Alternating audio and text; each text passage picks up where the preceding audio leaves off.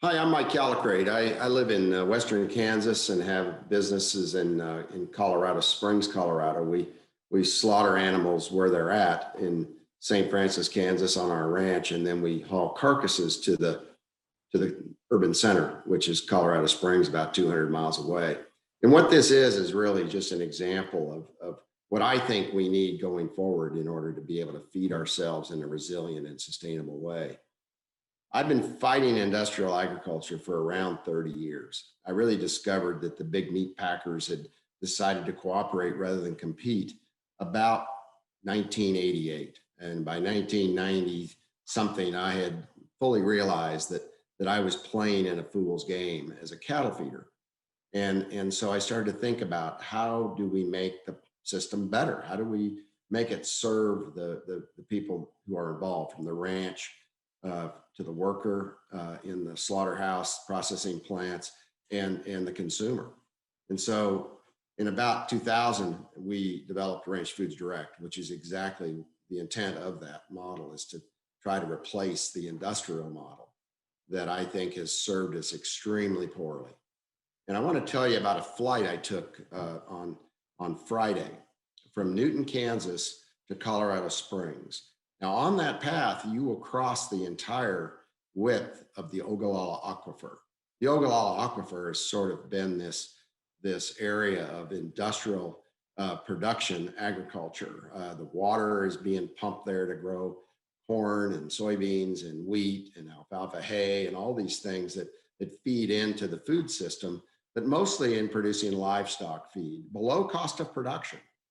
And so on that flight, I thought it was really interesting that it looks more like an area that has been strip mined. This is a model of strip mining that's applied to agriculture, and basically it is a mining operation. They're mining the water. I saw sprinklers that had been completely shut down and in the center pivot removed. The Ogallala aquifer is in steep decline. It's being pumped out far beyond its recharge rate. And we saw a lot of sprinklers that the end tower had been removed from. And so they're doing everything they can from a technology perspective to try to stretch the water.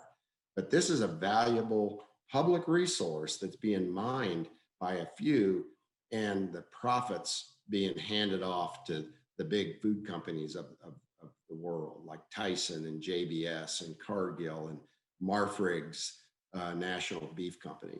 And so the water is disappearing. The other thing I see is a massive number of empty feedlots. These are the smaller independent farmer feeders who would feed cattle. The production from the farm and the manure would go back on the land in a very resilient and a very sustainable way with the manure from these livestock.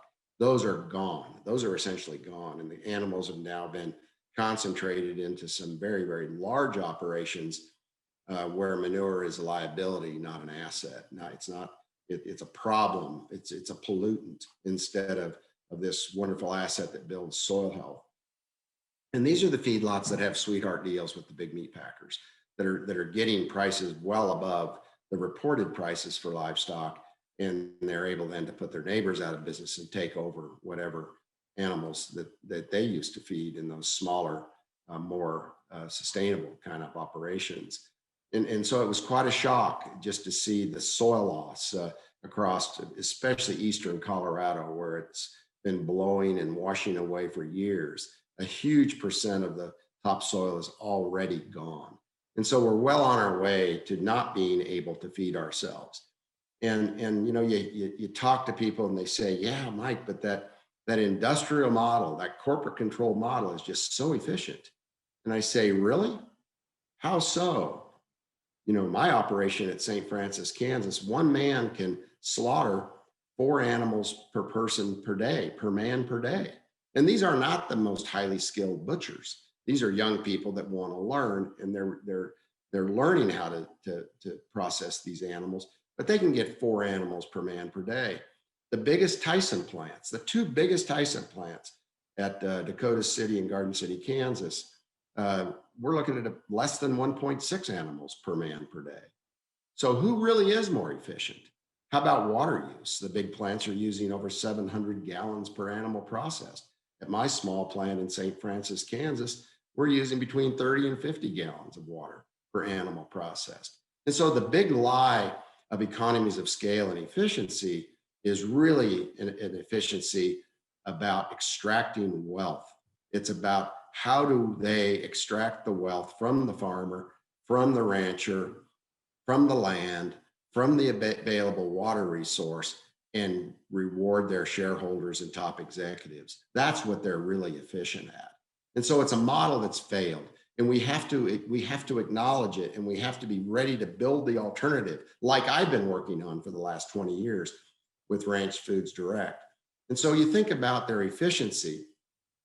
When I started feeding livestock in 1978 in St. Francis, Kansas, I built my first feedlot. I had as many as 20 meat packers I could sell to. We had a really strong local regional food system at that time. And back then, the producer of the livestock of cattle was getting 65% of that consumer price back to the farm and ranch gate.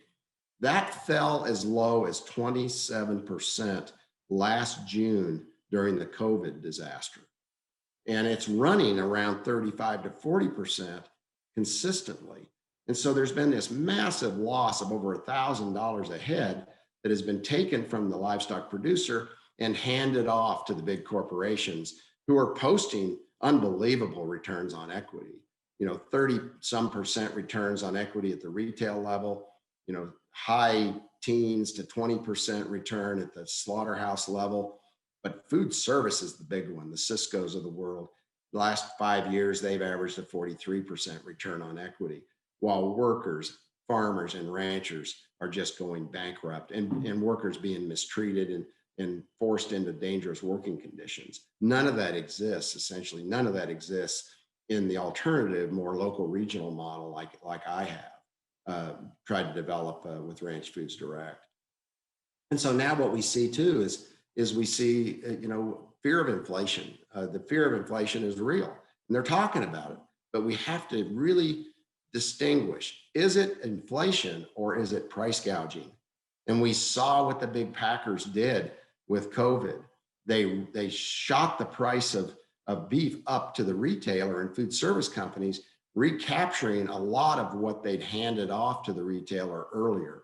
And at the same time, they reduced the price of livestock because they have the market power to do it. And it's their job to maximize returns to shareholders. And so they're in a position of monopoly power. They are exerting that monopoly power. Well, for the last 50 years, we've ignored monopoly power. We've allowed all the mergers and the acquisitions and the buyouts to occur, to where now we have just a handful of companies in all these various industries across the country that have the power to extract unfair amounts of profit from the various industries, whether it's lumber or whether it's beef processing and distribution. And so what I'm suggesting is that we go back to the land, that we develop policy right now that rebuilds local regional food systems like we had 40 and 50 years ago, the ones that were destroyed by the concentration and consolidation of a handful of monopoly players that were cooperating rather than competing. I'm saying policy should make it easy for people to go back and build rural communities, restore soil health by bringing livestock back. Livestock should be at the center of the new farm and the new ranching operations. We need to think about, how do we build soil health? How do we sequester carbon through good, well-managed grazing programs? Right now, China is copying the US model of production agriculture, this industrial model. In fact, the biggest pork producer in the United States is Smithfield, which is owned by China. They kill one of every 4 hogs in the United States. They've bought thousands of acres of land in the United States. And essentially, the United States has become part of China's plan to feed themselves at the expense of the United States being able to feed itself. We are a net food importer today on a value basis. The Indian government, the other massive population on the planet, like China, is also trying to impose the US model of industrial agriculture, which is, we know, seriously destructive. It puts people off the land, and it mines instead of a sustainable model that builds soil health. And so the Indian farmers are fighting very hard to avoid that trap of being enslaved by a handful of global corporations. And and of course, there's a lot more Indian farmers as a percent of the population than there is US farmers. And so they're making a lot of noise, and we should support that movement in India to keep family farming alive and expand it rather than have it put out of business by the handful of global corporations. We need to build this community of farmers and local regional food systems so it serves the consumer. And so it serves all of the things that we care about, from climate change to the way animals are treated, to people that live on the land and actually create wealth through the production of food that they share in the economy, that they earn a living income. That is not true today. They're being enslaved more and more all around the world into these industrial models. And so we need to avoid that. And I'm suggesting that all the money we're spending in the US on building it back better, that we build back the most critical infrastructure. And that is the ability to feed ourselves, those processing facilities. And what about those facilities being connected by way of public markets in urban centers, complete with all of the processing space so that the farmer and the rancher doesn't have to be out that expense? That could become more like a public utility. Oftentimes, utilities replace monopolies throughout history. Let's let a utility type model come in and provide the food producer access to the consumer. And that can be done more in the framework of a public market, or perhaps a location where you've got the baker and the meat market and the brewer and the coffee roaster drawing in those consumers as an alternative to the Walmarts and the dollar stores and the big box retailers across the country. And then what we need to do, and we need to do it now, is we need to enforce strictly the antitrust laws. We've already got them on the books. Of course, they've been diluted. There's been some seriously bad judicial decisions made that have given the green light to big meat packers, for example, to break the Packers and Stockyards Act of 1921, which broke up that meat monopoly of that day. And so we need to reassert what is the purpose of antitrust. And it's to prevent monopoly, which we now have in full force. And so Congress is looking at some various options right now. We have their attention. Let's push very hard to enforce antitrust law that protects the producer and the consumer, and the new food model that we want to build out. That's going to be very, very critical going forward. So that is what I have to offer today is the idea of building the alternative. Avoid the global economy, avoid the global monopolies that are now currently extracting the wealth from the economies of the world. They have to go away eventually. We can't get rid of them overnight, but we can certainly start building an alternative alongside their model and strictly enforce antitrust laws, step in, take care of the workers that are being exploited, start building these local regional food systems and reviving our rural spaces. But please, we've got to focus on rebuilding soil health, sequestering carbon. And we do that through agriculture.